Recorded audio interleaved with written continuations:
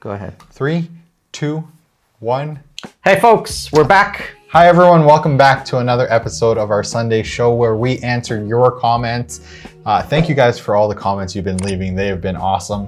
I'll start off with a really awesome, I don't know if this comment here. Before you get into that, this is airing on Sunday, right? This is airing on Sunday. This Sunday happens to be Easter. So before we go any further, wishing all of you an awesome Easter weekend. If you celebrate Easter, fantastic. If you don't, that's okay too. Enjoy the time off with your family. Yes. Go ahead. So first comment here, again, I don't know if this is an insult or if this is... Yeah, I'll tell you. Go ahead. This is a positive. Go ahead, let's see. But Carolina Petroska says, your son has your style. Oh, that's a good thing. You're so lucky. I don't know about that. It's obvious. That's a compliment. I don't know about that. I'll take it as a compliment for Absolutely. now. I don't know. Anyways, let's get into the first real comment here. We don't share the same barber. Yeah, no, definitely not. I hope I don't have to share the same barber with you One for day a while. soon. One day for a while. Stefan Firmoil. And Stefan Firmoil says, perhaps one day you might post a story about smart people.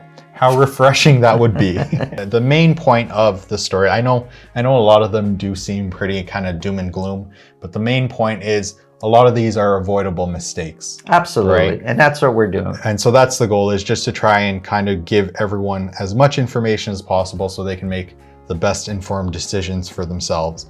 And yeah, because there's a lot of people that make a lot of mistakes, and some of the stuff that we talk about, it seems very obvious to some people, but for a lot of people that have never been in the process of buying or selling, it's not obvious at all, right? So that's why we do that. Sorry, the stories are not as... Your response was recorded. We got this on... I think so. Okay, whatever he said, Yeah. that's my answer. So I think, unfortunately, the smart story, maybe we'll throw one or two in there every once in a while. One or two things people did right. And Stephen, you better watch if we do, because no one else will. You better comment. Yeah. Opinionated 363. Opinionated. And this is on Mr. Opinionated or Mrs. Opinionated? I'm not sure. It's just Opinionated 363. Okay. And they say this is with response to our video where the seller was basically unable to afford selling his own place. They were okay. And so their comment here is, this should have been explained to the sellers by their listing agent, don't you think? However, if someone is in this dilemma, what can they do? What are their options if they are in a financial bind? Power of sale, bankruptcy, ? So there's a couple of things in there that, so the seller couldn't close, they were underwater. Their mortgage was, or what they owed on their home, mortgage penalties and closing her and not taking the mortgage. Prepayment penalties. Prepayment, thank you. Prepayment penalties, all that was more than what they would have received for the sale of their home. So they couldn't close like that. They would have to borrow money. Yeah, the listing agent, this is something that should come up in the process. And in the initial conversations, when you're talking about selling the home, the listing agent should be asking these questions. What's your mortgage? There's a form that gets filled out that gets sent to the bank, that the bank fills out. This is what the prepayment penalties are. You really need to know what your prepayment penalties are. Sometimes, depending on your mortgage, it's just a few months interest, and other times it can be quite significant to close your mortgage early. You need to know what your closing costs are as a seller. So yeah, it should be discussed. Then what could the seller do? They're stuck. This is the problem. They're stuck. They could sell it. They've got to, somehow they can borrow some money to top up their sale to be able to close. They do that. They can declare bankruptcy. There's some options. Unfortunately, none of them are good options. You gotta kind of take the least of all the evils there and figure out what's best for you and your family if you're in that situation. And there was another comment, I don't have it here, but there was another comment on that particular video where someone said that you can just speak to the bank and they'll allow you to pay that over time. And just, no, if anyone's reading these comments and getting advice from the comments, probably not the best place to get advice. That's most likely not going to happen, because the bank places that charge on your property. It's registered on your property, and it doesn't come off until it gets fully paid. So if the bank is willing to loan you money on, let's say, like a personal loan to pay off the remainder and they take it off, that's a different story.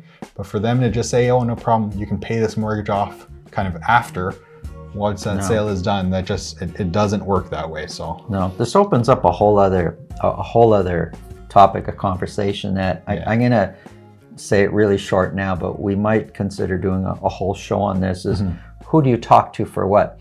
When you're referring to your real estate agent, in this situation, we're talking about a listing agent that's going to sell a property.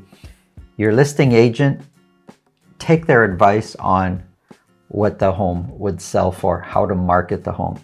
But the minute you start getting into financial advice and what's your bank going to do, and you're underwater and what are the options, now you're talking legal advice, or you're talking to your accountant, financial advice. Be careful who you're talking to. I wouldn't take that kind of advice from your realtor, even though your realtor may have some experience, just like your lawyer may have some experience on home prices. Don't take advice on prices from your lawyer when it comes to your home, but don't take legal advice from your realtor. You really should be talking to the appropriate people to guide you the right way.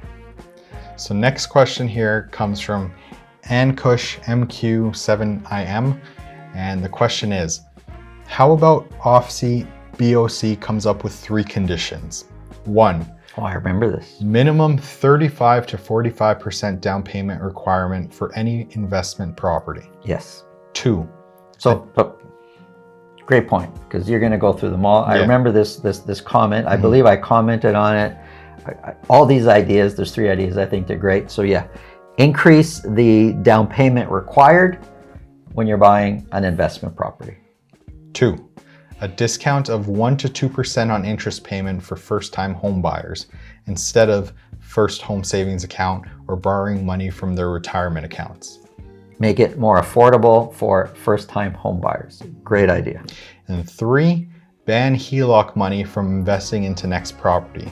This can in reality encourage first-time home buyers and discourage investors. Right. The investor has a property, pulls money out of a property that's increased in value, pulls money out of there and uses that as a down payment on their next purchase. It kind of doesn't make sense in a way, because the bank is saying, okay, we need 20% down payment and we'll finance 80%. But if that first 20% is actually a loan from somewhere else, the bank is kind of financing 100% in a sense there. I agree with all 3 points. Good luck though in implementing all that.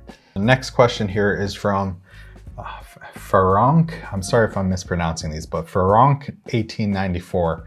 And it's pretty old. They say 1894, yeah. And they say, dumb question, but what is a fake offer? Every time I've made an offer, I've signed legal forms and my agent presented that offer. I thought it was a legal agreement, a serious document. What's a fake offer? When we in our stories and in our scenarios, we've said fake offer. It's an offer that doesn't actually exist. So if I'm selling a property and you're the buyer, you give me a legitimate offer, it's signed just like Mr. 1894 there, it's actually signed it and sent it in. And then I say, oh, by the way, we have another offer just to try to get your price higher, but I actually didn't receive another offer. Or I go one step further, I get a colleague to put an offer together. So it gives the impression that we actually have an offer, but there's no intention of actually selling anything to that other offer that's a fake offer. It's an offer that doesn't exist or is unreal. It was written fictitiously just to increase the volume of offers to get the real legitimate offers price higher. That's what it is. I should tell you though, fake offers, they do exist.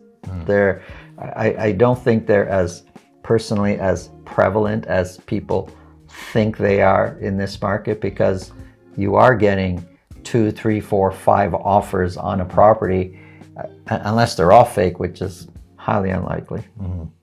And you know, it's interesting. I don't know if you saw it, but there was like a photo that was going around social media, and it was like a text message conversation where an agent was asking if basically someone wanted to be a part of a group of people that submitted fake offers.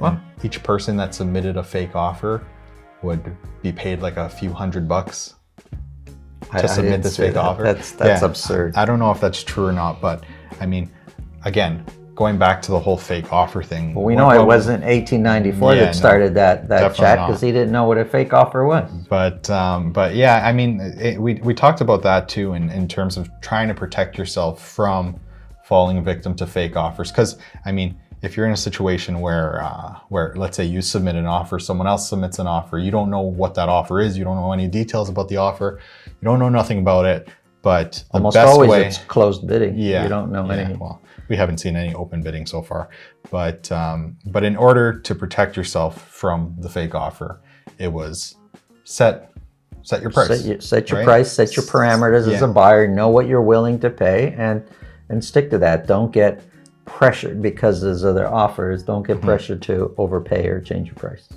Tremutius 2. And Tremutius 2 said, I literally had one of friends of my friends ask for $50,000 because he waived financing condition without actually securing the financing. I didn't give anything, but that was a weird predicament to be in. Yeah, it happened. So appraisal for the home that you purchased usually because there were other bids and you ended up overpaying. The appraisal comes in this scenario, $50,000 lower. The bank says, hey, we're going to give you the mortgage. However, we're going to drop the total amount that we were going to give you by $50,000 because the appraisal came in $50,000 less. You, if you want to proceed with the sale, have to come up with that other $50,000 shortfall. So when I say if you want to proceed with the sale, it's not like you have a choice. If I'm assuming the deal is firm, that's why there's a problem here. You kind of don't have a choice. You could choose not to close, but your deposit's in jeopardy, and it's a very, very financial predicament you're putting yourself in because the seller is going to come after you in most cases. Okay, so next question comes from Welcome to My Life at 50. Oh, that's exciting. So, everyone whines and complains about space and cost, but no one wants to look outside the GTA. Everyone wants to live in the same place, so what do people expect? The deeper pockets get the home. There are so many smaller cities between the GTA and Quebec, and they could move their careers to and pay so much less in real estate. Yes, you may make less outside the GTA, but you gain in a smaller mortgage/rent. This scenario is hardly ever considered. People would rather suggest sellers lose investment value so buyers can save at their expense, but when the buyer becomes a seller, they want top dollar now. Hypocrites. Wow, there's a lot to unpack there. First of all, good luck in getting people out. The health crisis got people out, and they're scrambling to come back. People want to be in the city. People, not everybody. There's lots of people that do move out to these smaller towns and find jobs over there and are happy and excited to be there. But more people are not. And that's why those are still small cities versus Toronto. People want to be in the big city. They want to be in the GTA. They want to be where the action is. I'm not telling you that's a good thing or a bad thing. It's just population trend. That's where they are. And as far as the buyer... What about moving their careers? Can you? I don't know. There's lots of working from home, but, I think this person is maybe suggesting working from home permanently somewhere else.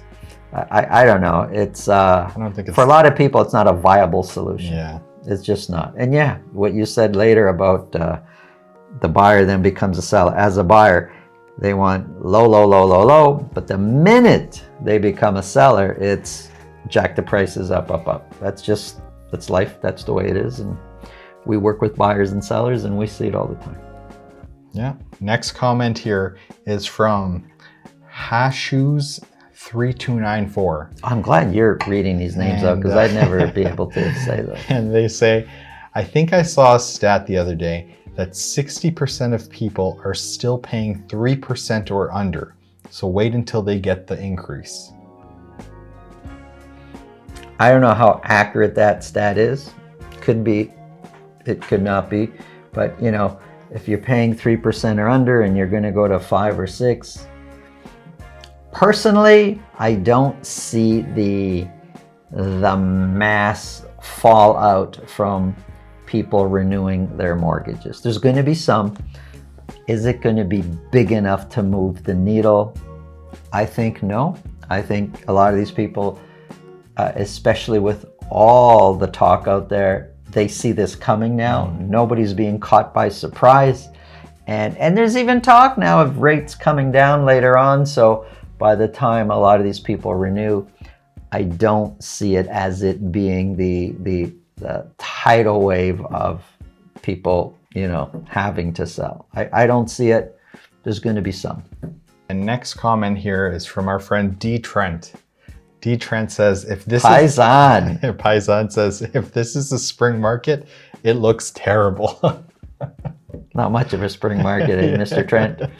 What am I going to say? You know, we report it the way it is. And yeah, there's not tons of volume, a little bit more than last year in most cases, but it's not like it's, woo, wow, you know, not lots of volume out there. And our last comment we'll do is from Viper 2000. And it says, pro tip, watch these videos at 1.25x speed. It makes him talk at a normal speed. Keep up the good work. Mr. Viper, what do you mean? You don't think I talk fast enough? I could talk a lot faster if you want. Is that what he wants? Is that am I understanding the question correctly? You talk so fast, I couldn't even finish the comment. Keep up the good work. Very good videos, and I learn a lot. Mr. Viper, I talk slow or slower, not because I'm slow, but I just want to get my message across. If you turn it up, I think I commented on this. I think I said if you go up to 1.5 or 1 3/4, does it look like I'm flying? Are my hands moving that much quicker? Yeah. Whatever floats your boat, however you enjoy the content, we'll leave it to you. So as the person that edits these videos and has to watch them, usually about 3 or 4 times before we put them out, I will say that 1.25 is not fast enough for me to watch them. I usually watch them at double speed, but I'm used to your slow talking, so I can pick up whatever. I don't talk I can slow. pick up whatever you're saying now. I speak clearly, not slowly. Okay, let's let everyone enjoy the rest of their weekend. Have an awesome Easter weekend, everybody. Thank you guys for watching. Again, leave your comments underneath this video, underneath all the videos from the market reports, and we read all of them, and hopefully you can make it into this video. Thank you so much. Enjoy the rest of your weekend. We'll see you later. See you, folks.